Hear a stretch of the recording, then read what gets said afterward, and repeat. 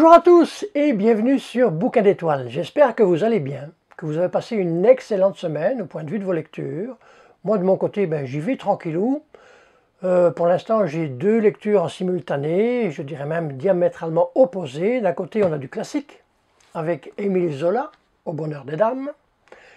Et de l'autre, un bouquin de David Wroblowski, L'histoire d'Edgar Sautel. Celui-ci, je vais certainement le terminer pour la fin du week-end. Et je ferai certainement un update lecture quand les deux seront terminés.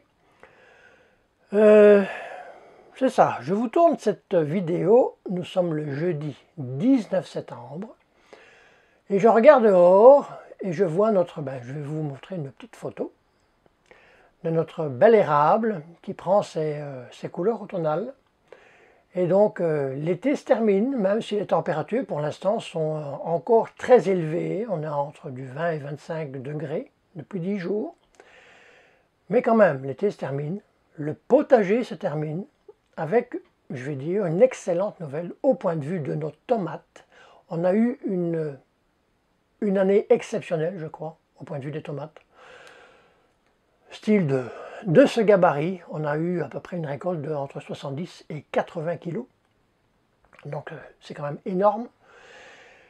Et donc, tout ça pour vous dire que cette vidéo, j'ai envie de vous présenter ma pile à lire pour le mois d'octobre. J'ai sélectionné 4 livres. Bon, ça c'est pas une liste qui est définitive. Peut-être que oui, peut-être que non. Mais c'est ça, j'ai sélectionné 4 livres qui viennent tous les 4 de ma palle, qui commencent à fondre à vue d'œil. Mais si elles font en même temps, c'est que dans pas longtemps, je crois que je vais retourner en librairie, aller flâner et patrouiller dans les différentes rangées pour faire un petit stock. Pourquoi pas? Donc, en attendant, trêve de bavardage, c'est parti, après le générique.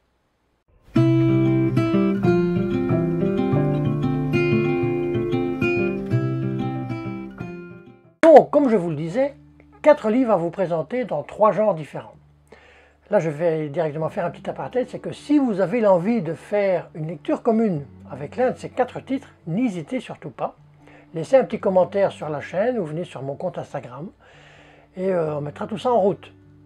Dans le même temps, si vous voulez faire une lecture commune, mais que vous n'avez aucun de ces 4 titres, allez sur mon compte Booknote, je veux dire, tout ça sera mis dans la description, toutes les adresses. Allez sur mon compte Booknote où sont répertoriés, je vais dire, tous les livres de ma palle. Mais, concernant Booknote, allez quand même assez vite parce que ma palle fond à vue d'œil. Non, je rigole. Alors, le premier livre, c'est Les Morts de la Saint-Jean de Henning Mankell. Là, on est sur un roman policier suédois, vu que Henning Mankell était, je dis bien était, vu qu'il est malencontreusement décédé en 2015, il était de nationalité suédoise. Ce bouquin, Les Morts de la Saint-Jean, fait partie d'une série où l'on va parler des enquêtes d'un inspecteur, Kurt Wallanger. C'est ça, je disais, il y a 12 volumes dans cette série. Celui-ci, c'est le 8e, Les Morts de la Saint-Jean, et qui a été écrit ou édité en 1997. Donc, un petit résumé de l'histoire. Kurt Wallanger va découvrir un de ses collègues qui a été assassiné chez lui à coup de fusil. Il va apprendre par la suite que ce dit collègue était sur la piste d'une triple disparition de jeunes gens qu'on va retrouver également assassinés 2 mois plus tard dans un coin de forêt, mais dont les corps sont, je vais dire, exhibés d'une façon très macabre. Donc c'est la première fois que je vais lire du Henning Mankell, donc en espérant que ce soit de la très bonne lecture. Donc ça, c'était aux éditions Point. Alors le second livre, ça va être une suite de saga. On va lire le 2e tome. Je ne sais pas si vous vous rappelez du premier tome. C'était un bouquin de Peter Berling. La saga est en 5 volumes. Moi j'appelle ça la saga gros pavé, vu que c'est une moyenne, je veux dire, de plus ou moins 1000 pages. Il y en a, je crois que le 3e fait 1300 pages. C'était Les Enfants du Graal. Là, on est en plein Moyen-Âge, c'est un roman historique. On est sur la chute des Cathares, la chute de Montségur. Pour vous redire en gros, l'histoire, c'est que juste avant que Montségur tombe, que la forteresse tombe, on voit s'échapper quelques chevaliers avec 2 enfants. Ces 2 enfants sont considérés comme les descendants directs de Jésus-Christ. Il y a un garçon et une fille. Le garçon s'appelle Ross et la fille s'appelle Liesa. Et autant du côté papal que du côté du roi de France, des chevaliers teutoniques et tout ça, même je veux dire, différentes factions monastiques, différents je veux dire, ordres monastiques vont essayer de s'approprier ces enfants. Donc, vont essayer de les retrouver. Et donc c'est ça. Le second volume, qui est un peu plus gros que le premier, il fait exactement, j'ai regardé, 862 pages. La police d'écriture n'est pas très grande, donc je crois que ça va être, parce que, attention, relax maintenant pour lire les bouquins. Hein, on ne m'y prendra plus à 2 fois. C'est le deuxième volume, c'est Le sang des rois. Donc c'est ça. Je crois que ce bouquin va être mon fil rouge du mois d'octobre. Je crois bien. Donc ça, c'est à la Libre Expression, aux éditions Libre Expression. Dans ce deuxième volume, on est en 1249. Saint-Louis est en train de préparer sa 7e croisade pour attaquer l'Égypte. Et il va faire la rencontre de ce Ross et de cette Liesa. En même temps, les autorités papales vont continuer de rechercher ces enfants. En même temps, les Sarrasins. En même temps, je veux dire, les autres factions, les autres ordres monastiques, ainsi que le frère du roi de France, Charles d'Anjou, je crois. Donc voilà, donc c'est la suite. J'espère que, parce que la première lecture avait été très bonne lecture, mais assez difficile quand même, parce qu'il y a beaucoup de fils qui s'entremêlent entre la faction teutonique, papale, le roi de France, les ordres monastiques qui veulent, comme j'ai dit, s'approprier ces 2 enfants. Donc à mon avis, ça va être une suite assez logique avec ce deuxième tome.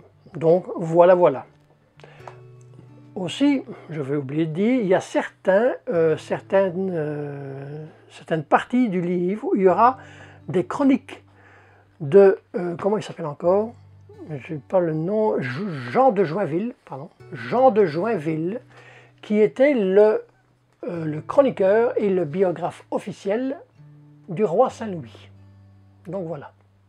Vous le savez maintenant, sur la chaîne, j'essaie de lire et de vous présenter des lectures autant que possible variées. Et depuis un petit bout, grâce aux éditions Nénorac, de vous présenter des écrits autochtones, écrits par des auteurs et autrices autochtones. Et ici, donc, aux éditions Nénorac, L'hiver de la Corneille de Karen McBride. Donc, qui est Karen McBride? C'est une autrice algonquine, Anishinaabe, de la Première Nation de Témiscamingue, qui est aujourd'hui sur le territoire du Québec. Et elle parle beaucoup de magie, de mythes, de vérité, de guérison, avec la plus belle des valeurs, celle de la nature, de cette nature qui nous entoure. Donc on va de nouveau être confronté à des vérités, je dirais des vérités vraies. Aller à l'essentiel, c'est certainement pas, je vais dire, quasi aucun des bouquins que j'ai lus, parce qu'on pourrait peut-être croire que c'est un genre assez particulier de dire, de parler de nature, je veux dire, de vérité, que ce soit des feel good. Pas du tout, au contraire, pas du tout. Tous les bouquins que j'ai lus pour l'instant, qui sont d'auteurs autochtones, autrices autochtones, n'ont rien à voir avec du feel good. On ne dit pas fais ci, fais ça, non, pas du tout. C'est un style de vie, c'est ça, au milieu de la nature, au